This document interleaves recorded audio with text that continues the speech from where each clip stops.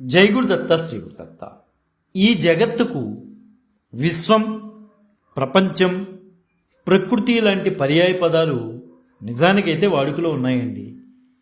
కాస్త పరుషంగా పలికే పదాలను సరళీకృతం చేసి వాడుకోవడం, పొడుగైన పేర్లను పొట్టి చేయడం, చివరికి రెండింటినీ పక్కన పెట్టి మరో అడ్డపేరు పెట్టుకోవడం నిజానికి లోకరీతిగా వస్తోంది. ప్రపంచకం కాలక్రమేణా ప్రపంచంగా స్థిరపడిపోయింది.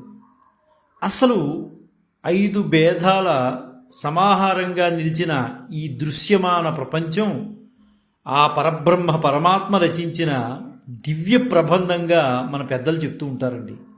అది పరమాత్మ, జీవాత్మ, ప్రకృతి, ఈ మూడిటి త్రివేణి సంగమంగా మనం మాట్లాడుకోవచ్చు. పరబ్రహ్మ కన్నా వేరు కాని 3 స్థాయిలుగా మనం చెప్పుకోవచ్చు. ఏకం అనేకంగా, అనేకం ఏకంగా కనిపించడం సృష్టి దృష్టి రహస్యంగా మనకి తెలుస్తోంది.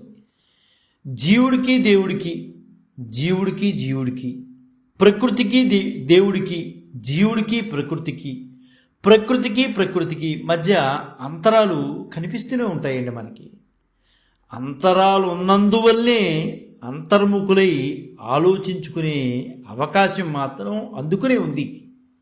వీటిలో ప్రముఖంగా మనం మాట్లాడుకుంటే జీవాత్మ పరమాత్మల మధ్యలో ఉన్న తారతమ్య భేదము మనకు కనిపిస్తుంది.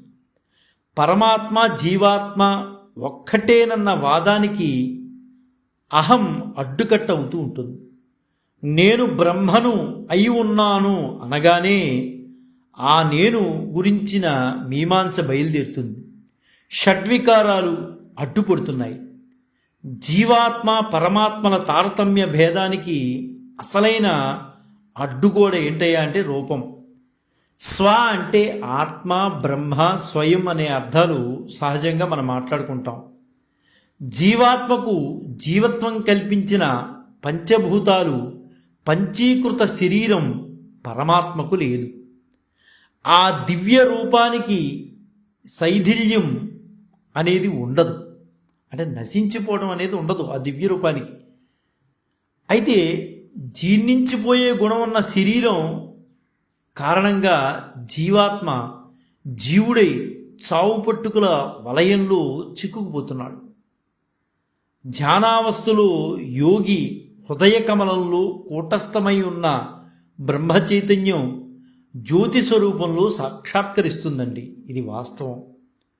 ఆ బ్రహ్మజ్యోతి పరబ్రహ్మ పరమాత్మ తాలూకు దివ్య శరీరపు తేజస్సు అని మన పురాణాలు చాలా స్పష్టంగా చెప్తున్నాయండి. భాగవతం అయితే ఈ విషయాన్ని చాలా స్పష్టంగా చెప్తోంది. జీవాత్మ వేరైన అస్వతంత్రుడు కాబట్టి ఒక చక్రవర్తికి లోబడిన సామంత ప్రభువుతో జీవాత్మను మనం పోల్చవచ్చండి. మానవ జీవులతో పాటు దేవ దానవ గణాలు ఆ చక్రవర్తి ప్రతిరూపాలుగా మనం మాట్లాడుకోవచ్చు. రూపభేదాలతో పాటు జ్ఞానం, ఆనందం, అనుభూతి, వీటిలోని తారతమ్యాలు ఉన్నాయి.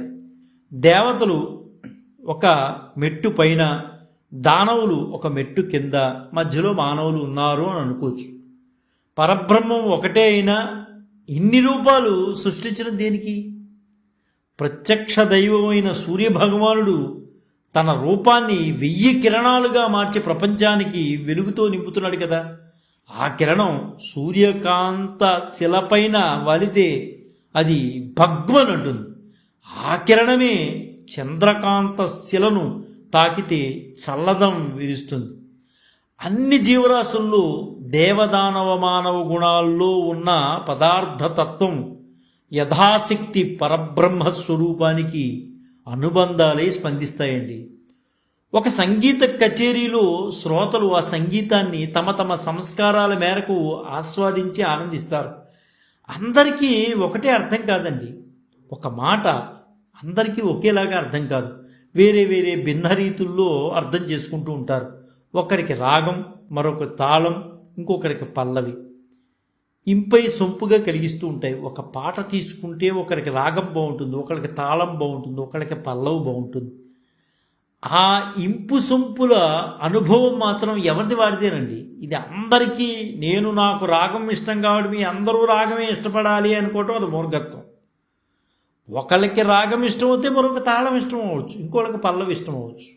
అంటే ఈ ఇంపు సొంపుల అనుభవం మాత్రం ఎవరిది వాడితేనండి, అది వారి సొంతం. బ్రాహ్మీ స్థితికి చేరినప్పుడే ఆ రసానుభూతి పరాకాష్ఠకు చేరుతుందండి. పరబ్రహ్మాన్ని రూపగుణ విశేషణాలతో కొలవటం సమంజసమే. రూపగుణ విశేషణాలన్నీ ఆ పరబ్రహ్మ భూషణాలే కాబట్టి స్మరించి తరించడంలో తప్పేం లేదు. ఆ పరబ్రహ్మ స్వరూపం సూక్ష్మారూపంగా అయి ఉండటమే దాని ప్రత్యేకత. ఆ రూపగుణ విశేషాల వలన కాస్తో కూస్తూ జ్ఞానానందాన్ని మనం ఆస్వాదించగలుగుతున్నామండి.